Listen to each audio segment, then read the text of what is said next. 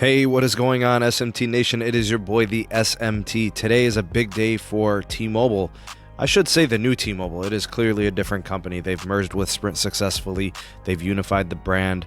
They've done a lot. They've had an uncarrier move in this quarter and things of that nature. There's so much that happened.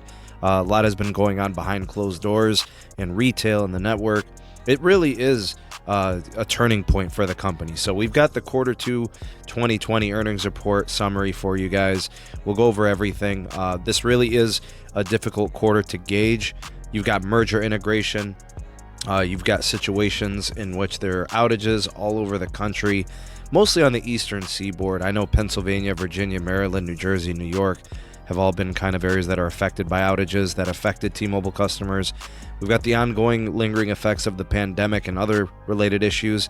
I know expectations and predictions have been all over the place from market and analysts, experts. So, with the T-Mobile and Sprint merger now kind of in the rearview mirror, this will be kind of like the last of it. And then, I've got it all for you in terms of the numbers, the churn rate, the net postpaid ads, the prepaid numbers, the retail consolidations, got it all for you here. Some of the questions that we want to address with this earnings report: how would T-Mobile count Sprint migrations and additions? How did Metro and Boost migrations kind of come into this factor?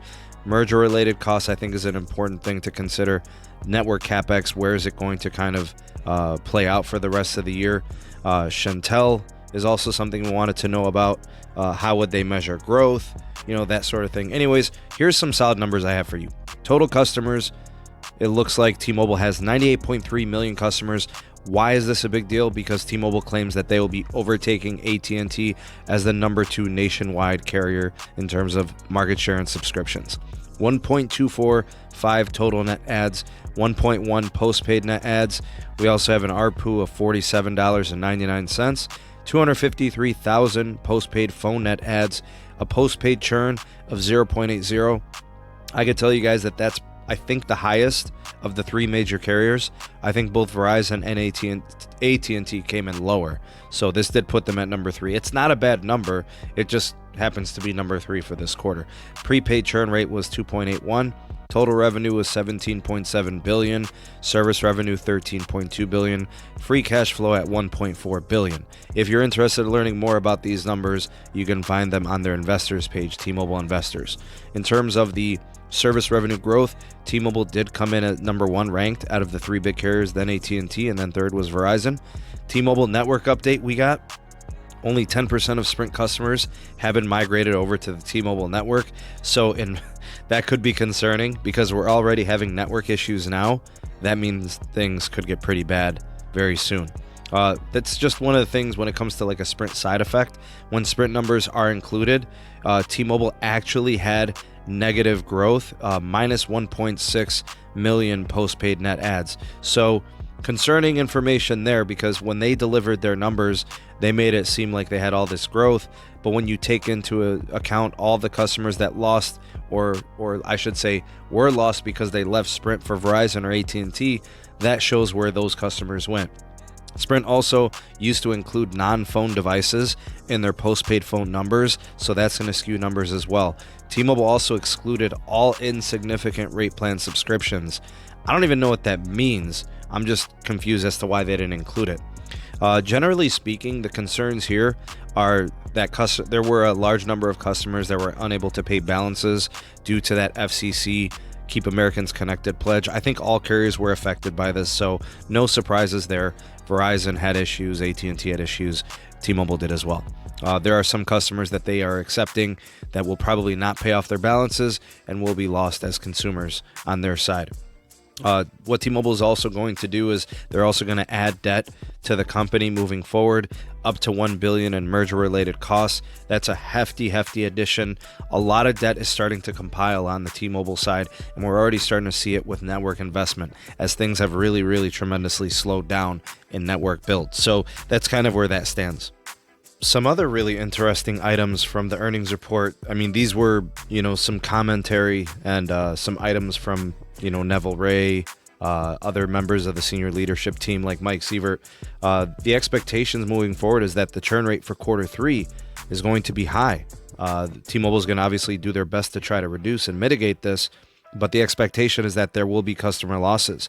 And I don't know how much this is going to affect Verizon or AT&T with churn rate being so high. But if the churn is balanced between the carriers, there won't really be much net movement. Let's also throw in the fact that their capital investment, their capex, is scheduled to come in at $15 billion.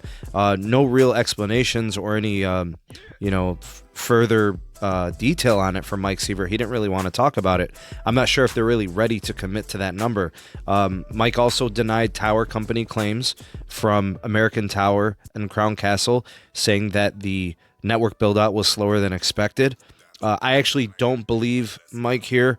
He obviously wanted to downplay this. He called the issue more of quote-unquote site avoidance, where he explained that T-Mobile was building for coverage while Sprint was building for capacity. And he was quoted as saying, tower guys are not so happy with this. In my opinion, Mike Seaver is wrong here.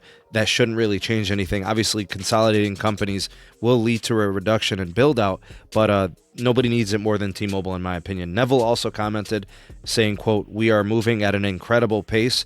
And another quote, we are baking the cake super fast, referring to the layer cake. I would say, buddy, don't burn the cake. just whatever. He also noted 600 sites per week was the previous pace early in the quarter. Now it's increased to 700 sites per week. Currently, he said they're building with furiously, and he was saying that big things for the network happening through Q4 of 2020. So we'll look at that as the benchmark moving forward. And just to kind of wrap things up before we kind of conclude everything here, Neville at the end kind of spoke to and mentioned the network issues, with the merger. He was speaking about getting CDMA Sprint customers onto new handsets that would definitely benefit the whole transitioning process, helping customers get access to the full network, getting voice over LTE to all their customers. He did say that most Sprint customers do have compatible hardware. This, in fact, will speed up network integrations.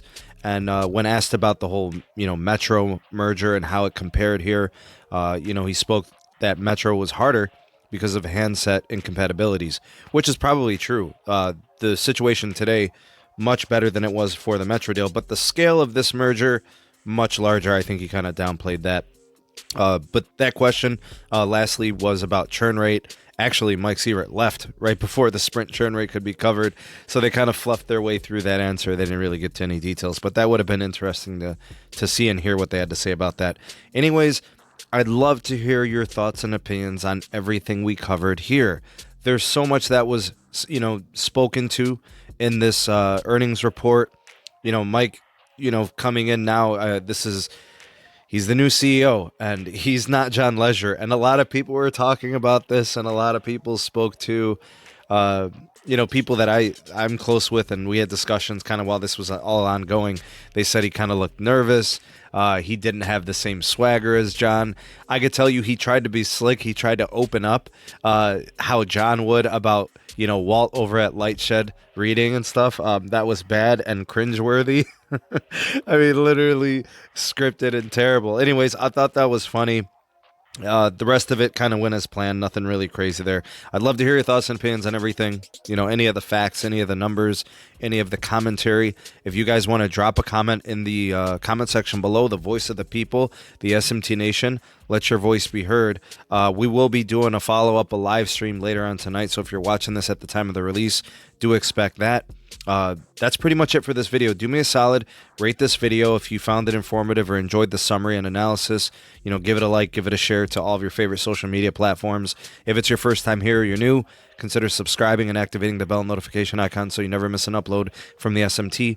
And here are some other videos for you to check out if you want to hang around the channel a little bit while longer.